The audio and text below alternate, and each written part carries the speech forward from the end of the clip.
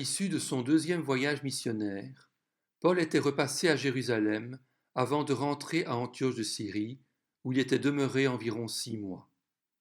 Ensuite, il était reparti pour un troisième voyage missionnaire, durant lequel il avait essentiellement séjourné à Éphèse. De cette ville à la situation stratégique, il avait dirigé son œuvre missionnaire, recevant les envoyés de nombreuses communautés. C'est à Éphèse également qu'il avait rédigé la première épître aux Corinthiens, ayant appris par des serviteurs attachés à la maison de Chloé, chrétienne de Corinthe, que la situation se dégradait dans l'Église et que des tensions apparaissaient en raison de problèmes essentiellement relatifs au rapport avec les gens du monde. Par cette lettre, Paul avait souhaité corriger les désordres existants dans l'Église et répondre aux questions écrites des Corinthiens. La diversité des sujets qui y sont abordés en fait la plus variée et la plus pratique des épîtres et permet de comprendre les problèmes qui se posaient aux jeunes chrétiens issus du monde païen. Après s'être rendu lui-même à Corinthe pour un bref séjour, au cours duquel il dut faire acte d'autorité car certains membres de l'Église vivaient ouvertement dans le péché, Paul était finalement rentré à Éphèse sans avoir pu régler la situation.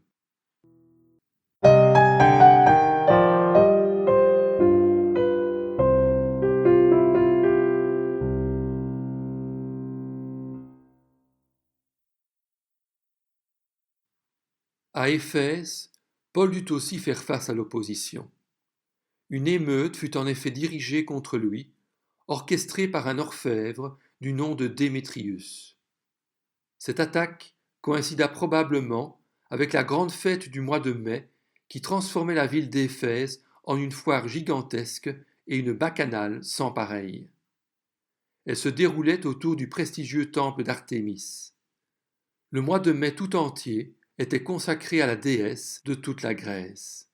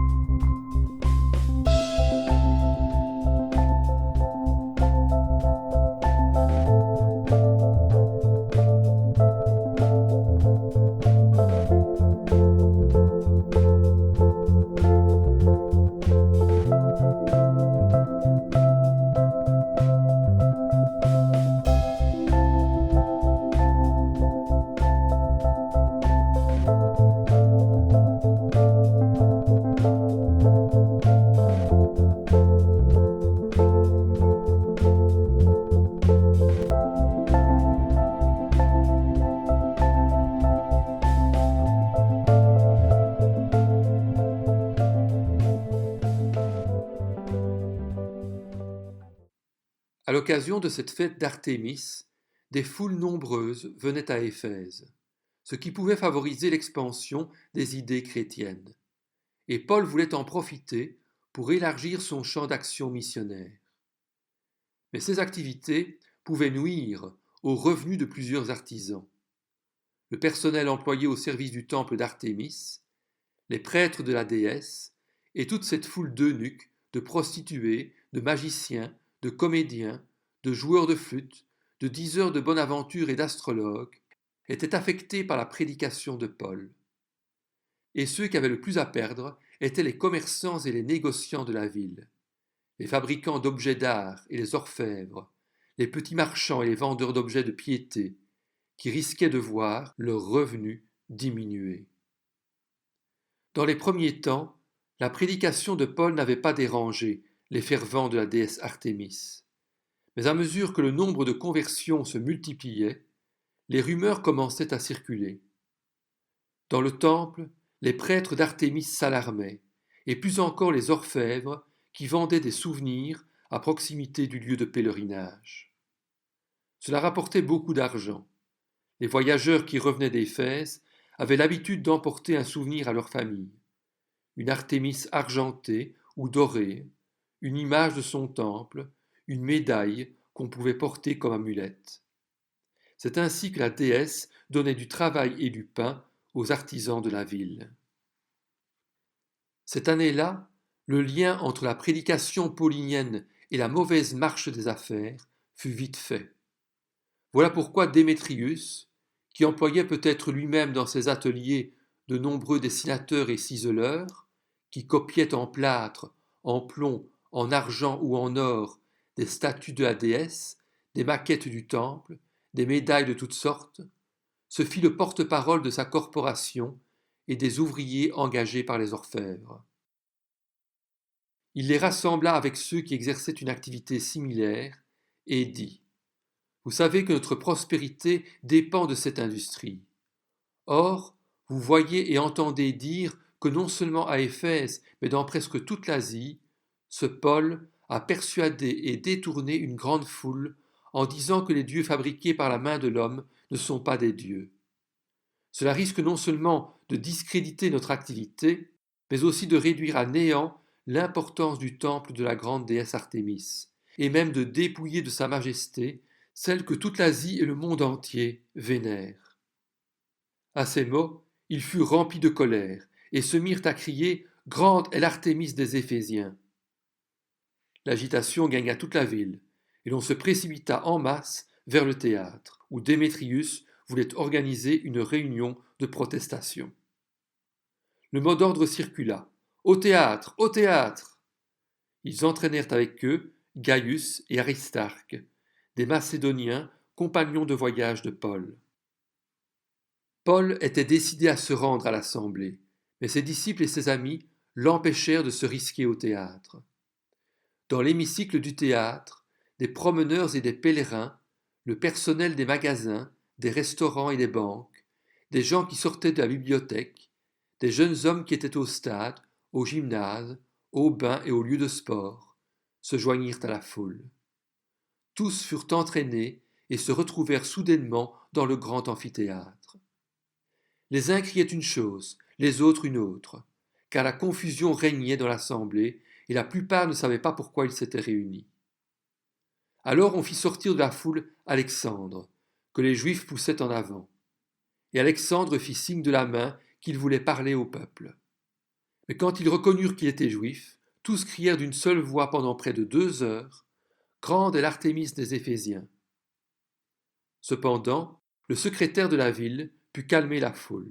« Éphésiens, dit-il, quelle est la personne qui ignore que la ville d'Éphèse est la gardienne du temple de la grande déesse Artémis et de sa statue tombée du ciel ? C'est un fait incontestable. Vous devez vous calmer et ne rien faire avec précipitation. En effet, vous avez amené ces hommes ici alors qu'ils ne sont coupables ni de sacrilège, ni de blasphème envers notre déesse. Si donc Démétrius et les artisans qui l'accompagnent ont à se plaindre de quelqu'un, il y a des jours d'audience et des gouverneurs. Qu'ils portent plainte. Et si vous avez d'autres réclamations, cela se réglera dans une assemblée légale. Nous risquons en effet d'être accusés de révolte pour ce qui s'est passé aujourd'hui, puisqu'il n'existe aucun motif qui nous permette de justifier cet attroupement. » Avec ces paroles, il congédia l'assemblée.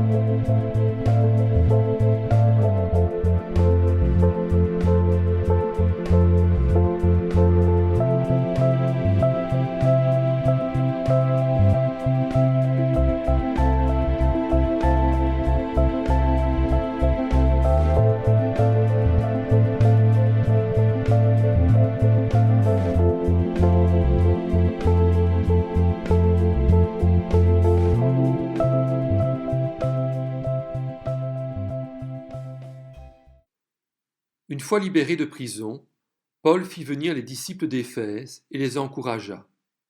Puis il prit congé d'eux. Impatient d'avoir des nouvelles des Corinthiens, il partit pour Troas, où il avait donné rendez-vous à Tite. Cette cité portuaire se situait à une quinzaine de kilomètres de l'antique Troie. Nommée officiellement Alexandrie de Troade, Troas était à l'époque romaine le principal port de la mer Égée. Comme Paul trouva à Troas un terrain favorable à l'évangélisation, il y resta, attendant Tite, jusqu'au moment où la mer allait se fermer à la navigation.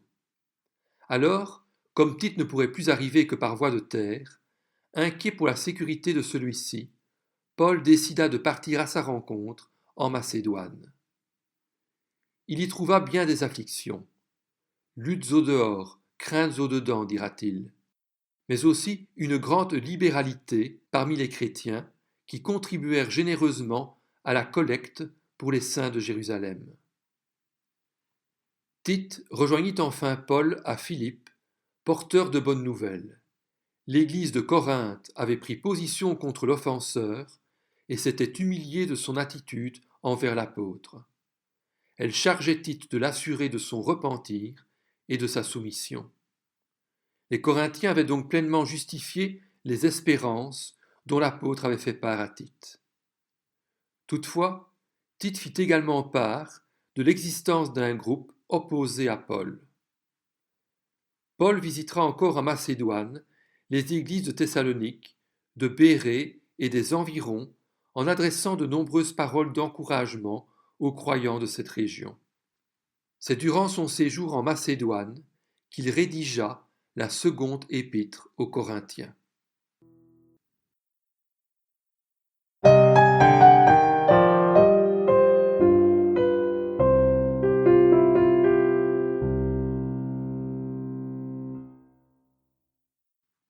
La seconde épître aux Corinthiens est très différente de la première. Elle nous dévoile bien plus les sentiments et le caractère de l'apôtre Paul. On y découvre à la fois son humilité et sa fierté apostolique, sa douceur et sa sévérité, sa sensibilité et son indomptable énergie. Paul y mit son âme à nu et y professa son amour constant pour les Corinthiens en dépit de l'inconstance de leur affection à son égard. Le but essentiel de cette seconde épître de Paul aux Corinthiens était d'établir son autorité apostolique sur l'Église de Corinthe en vue de préparer sa prochaine visite. Il le dit explicitement. J'écris cela afin que, présent, je n'use pas de rigueur, selon l'autorité que le Seigneur m'a donnée pour édifier et non pour détruire. De faux docteurs, qui se déclaraient apôtres, s'étaient immiscés au sein de l'Église, discréditant la personne et le message de Paul. Ils se présentaient comme des missionnaires prestigieux, des archi-apôtres, affirmaient avoir connu Jésus et brillaient par leurs expériences mystiques. Ils avaient une éloquence supérieure à celle de Paul et, contrairement à ce dernier, exigeaient des honoraires substantiels des communautés où ils séjournaient. Leur tactique était simple, gonfler leur autorité comme représentants de Jérusalem, diminuer la personne et l'œuvre de Paul et imposer les prescriptions de la loi. Paul fut attaqué dans sa personne, dans son caractère et dans son enseignement. Il lui fallait donc réfuter ces attaques pour rétablir son autorité. Dans la première partie de l'épître, il répondit aux attaques concernant son instabilité et les falsifications de la parole de Dieu. Il démontra sa sincérité et la pureté de ses motivations et donna à la fraction fidèle des Corinthiens des arguments pour fermer la bouche à ses contradicteurs. Il décrivit la grandeur de l'œuvre qui lui avait été confiée et les souffrances qu'il avait dû subir pour la mener à bien.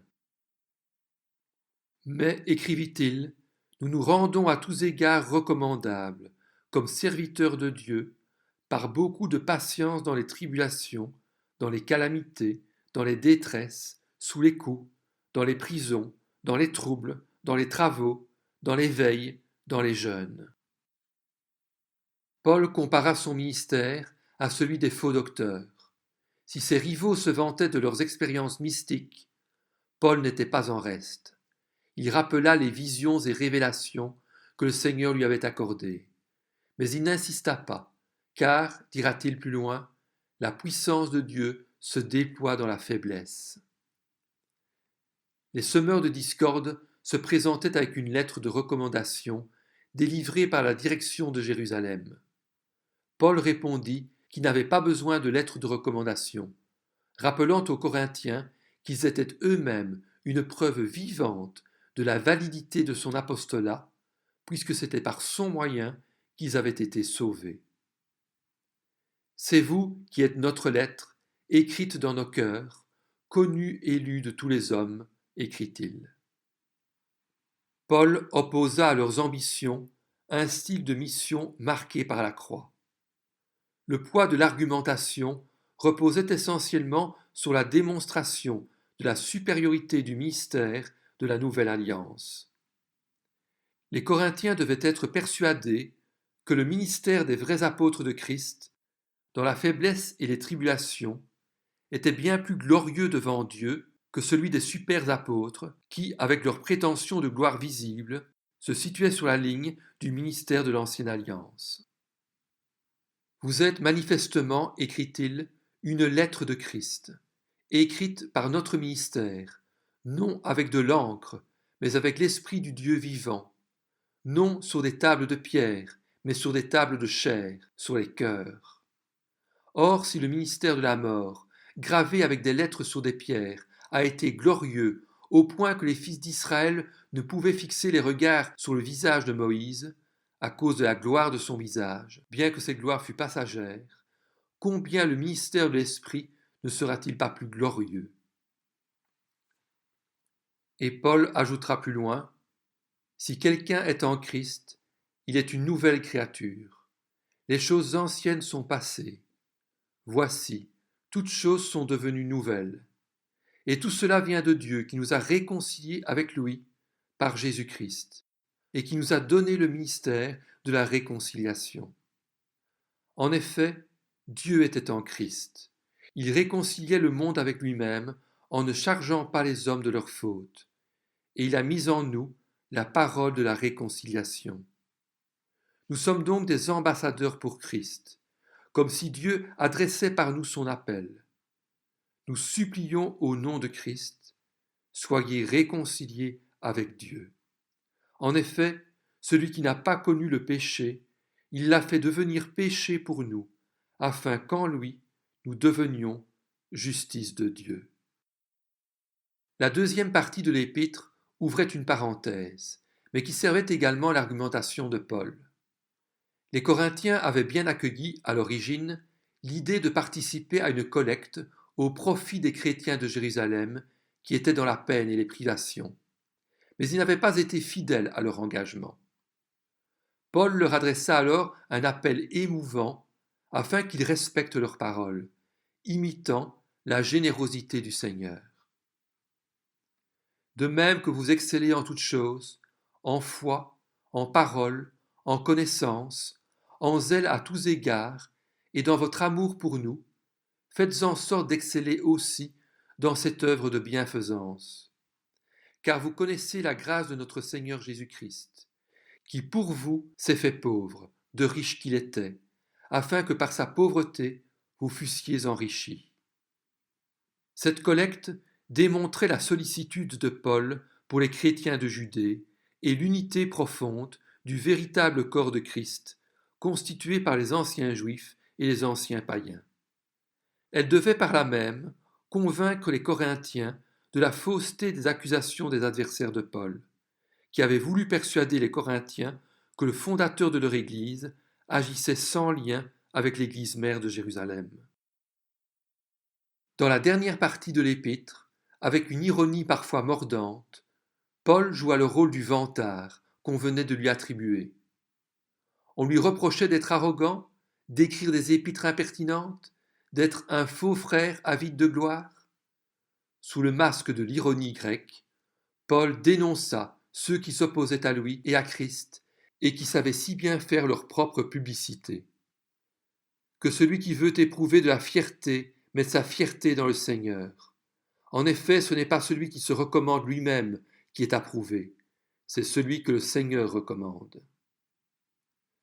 Face aux faux apôtres, qui étaient hautains, arrogants, despotes, mais reculaient devant la souffrance, les propres titres de gloire de l'apôtre étaient ses travaux, ses souffrances et sa faiblesse. Ce que je vais dire, écrit-il, je ne le dirai pas selon le Seigneur, mais comme par folie, avec l'assurance d'avoir des raisons de me vanter. Puisque beaucoup se vantent selon des critères purement humains, je me vanterai aussi. En effet, vous supportez volontiers les hommes dépourvus de bon sens, vous qui êtes raisonnables.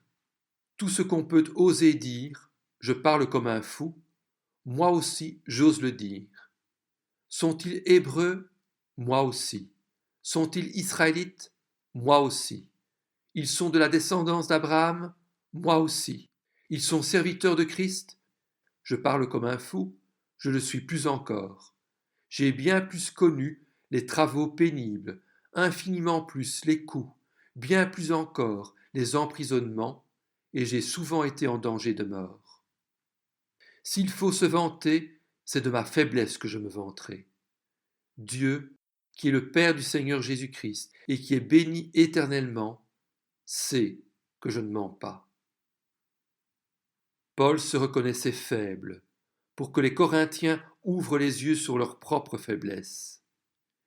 Il marchait par la vue plutôt que par la foi, se laissant impressionner par des qualités extérieures, telles que l'éloquence, la sagesse humaine, le don des langues.